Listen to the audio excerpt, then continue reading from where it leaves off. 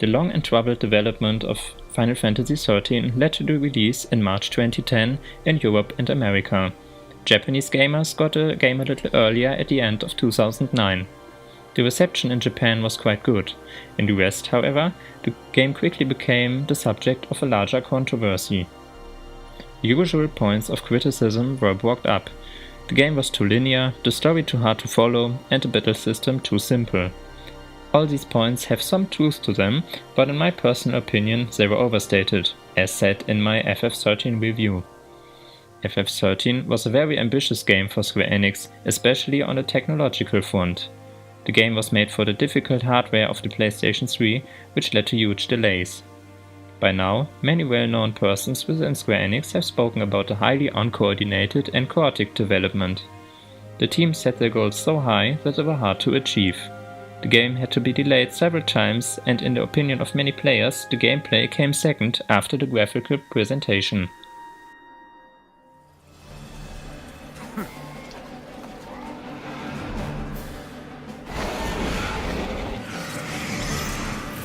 Warrior goddess. Now we cross swords!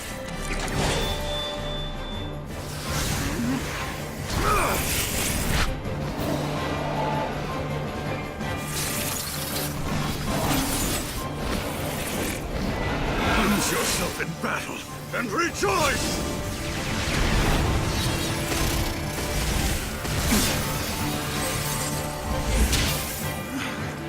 Embrace the terror.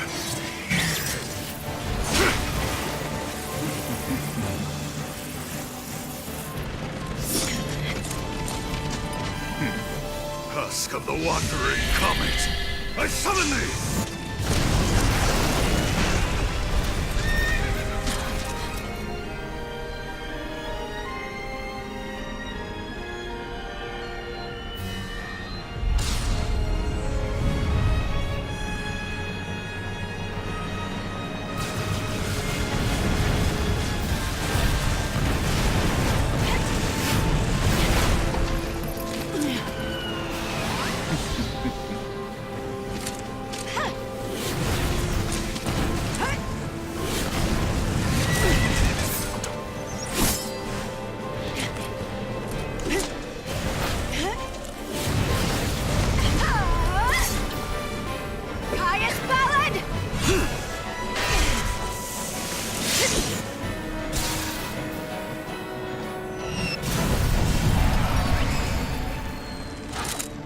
Impressive. Save it.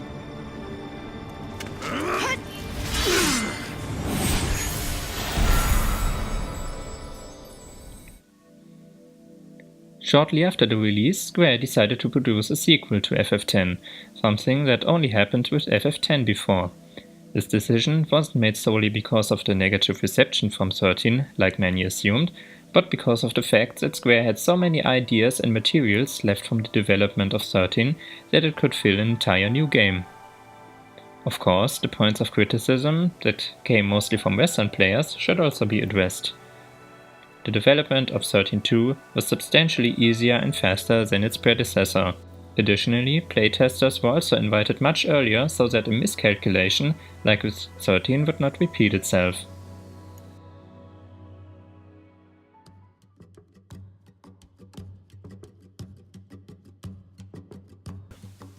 For a direct sequel, 13.2 throws a lot of concepts from its predecessor overboard, among others, the story.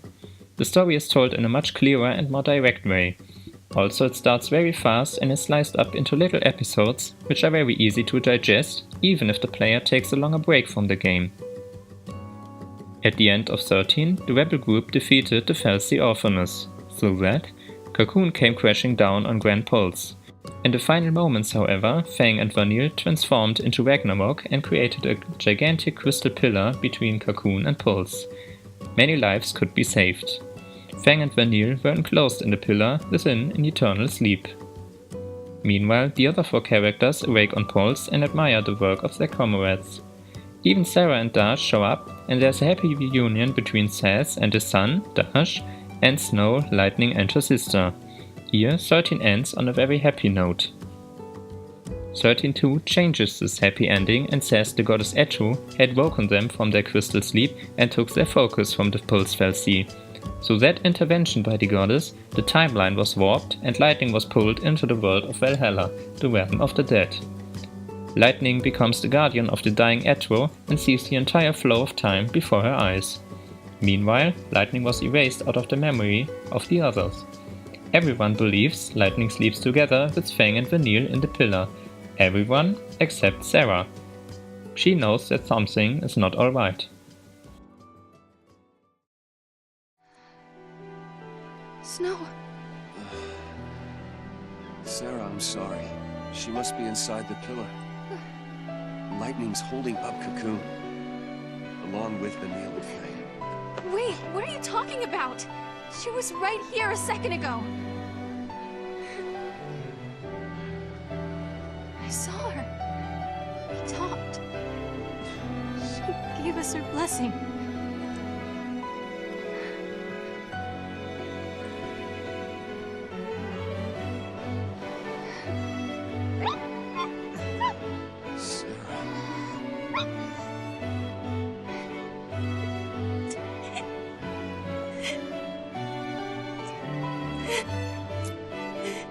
I won't forget that moment.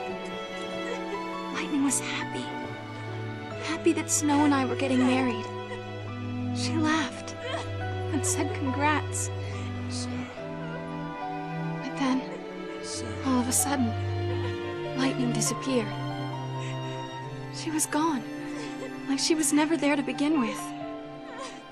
No one else remembered her smiling and laughing. No one but me. In Valhalla, a mysterious boy, Noel Quais, appears. He comes 700 years out of the future and Lightning tasks him with finding Sarah because the two sisters want to be united again. There's something else I need you to do. What? Bring my sister to me. Her name is Sarah. Okay.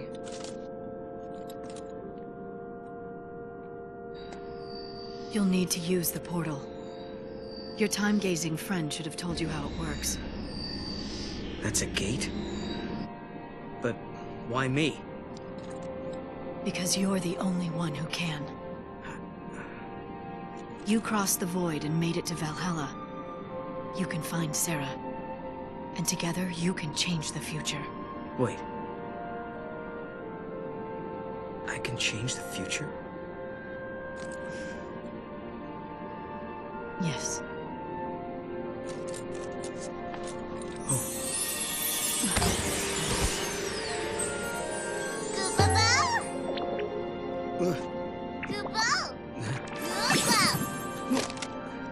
A good luck charm.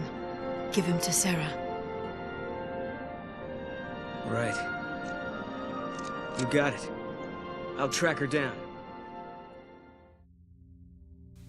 Noel travels through the time portal in the present 3 AF, after fall, in other words, 3 years after Cocoon almost fell from the sky. Here, Sarah and several members of Noah live together in New Bodom. Noel reports that Lightning is looking for Sarah, but she isn't able to leave Valhalla.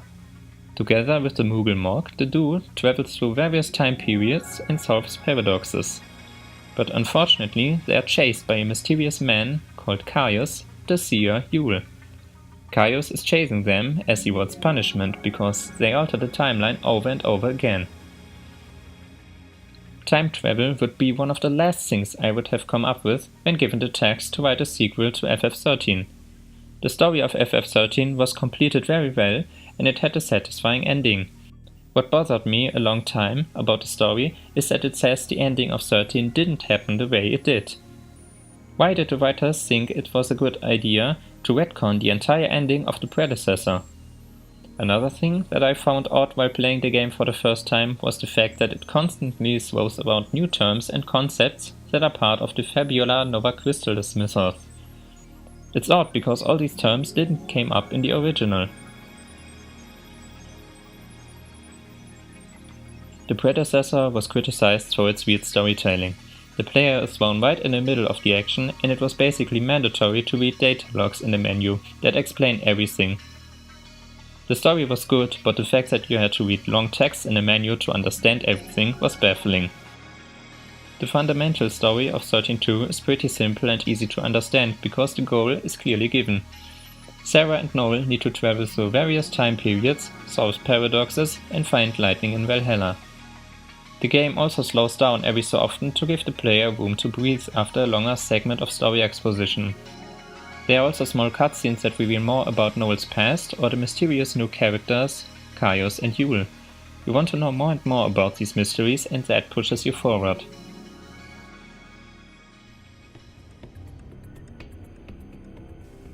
What has changed quite drastically is the structure of the world and how the player progresses.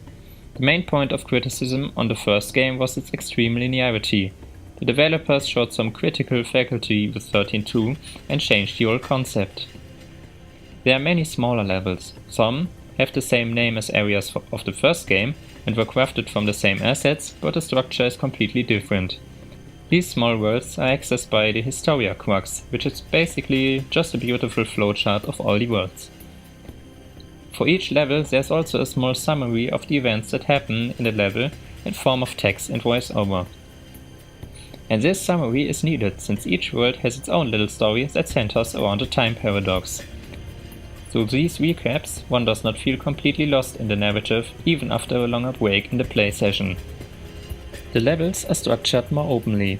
There are quest markers, quest updates and side quests. Each one of these elements speaks for a much more open experience. NPCs are running around in the cities, you can listen to the chatter and there are even some you can directly talk to. These NPCs give useful advice or even a side quest every once in a while. While running around, the player will also discover a novelty for the Final Fantasy franchise, the dialogue trigger. With this menu, the player can choose from up to 4 different options on how to affect the dialogue. Despite the open nature of the game, I never felt lost. You pretty much always know where to go next. At times, it can feel counterproductive to lead a player in such a manner. Interestingly though, there's no golden middle between those two approaches in the game. At times, the developers lead the player in a very specific direction, but especially towards the end, there's a lengthy quest where the training wheels are taken off all of a sudden and the player is on his own. Frustrated players will probably fall back to a walkthrough on the internet.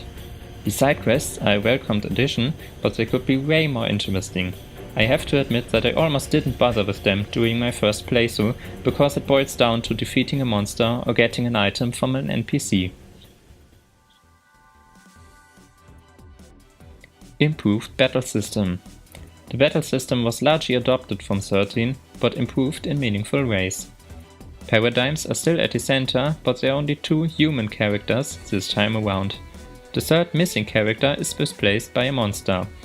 While battling different monsters with Sarah and Noel, the two can tame monsters and use them in battle. Each monster has one of the 6 classic roles. 3 monsters can be brought into battle and installed in a paradigm. In the Crystarium, the monsters can be leveled up through different materials. Noel and Sarah still collect crystal points to level up. Their leveling is much quicker in this game, however. That's a good fact since the average playtime is almost half that of the original game. 13-2 can be completed in about 15 hours. A 100% playthrough with a walkthrough takes about 60 hours. Besides the monsters, the paradigms themselves can be configured in more detail. One can choose that the party attacks each member of a group of enemies at once, or that they pick one enemy alone. In 13, it was not possible, for example, to fight a staggered enemy with 3 commandos, because each commando would target an individual enemy. So this small change, you feel much more in control. What I think is a bit sad is the reduction in difficulty. 13 was pretty difficult at times, in some boss fights you had to change paradigms lightning fast to keep up. Here fights are much more relaxed. I am not too keen on the addition of monsters, but the battle system was improved in the right spots. Together with the improved level structure, the points of criticism were eradicated.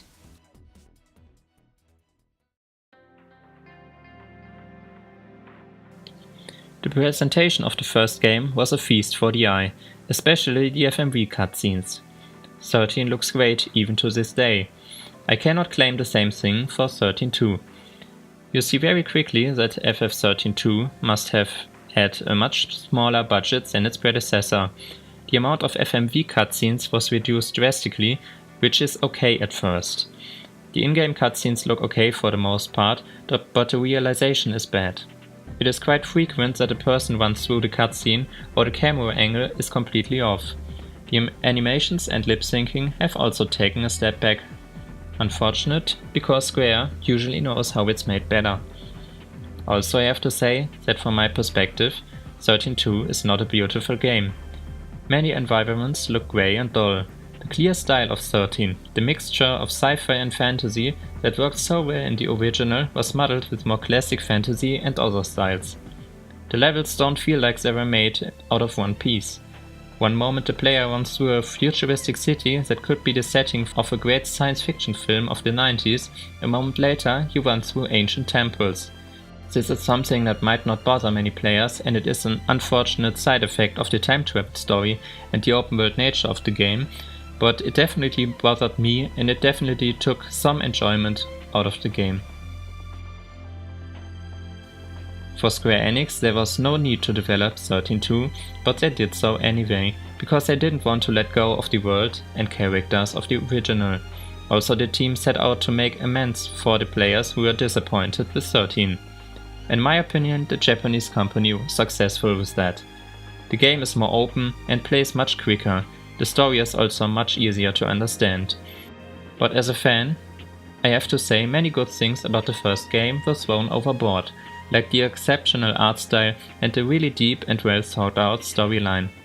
Regardless, everyone should give 13-2 a chance. It's a very fun game with some rough edges. Even players who weren't happy with 13 could find their fun with this sequel.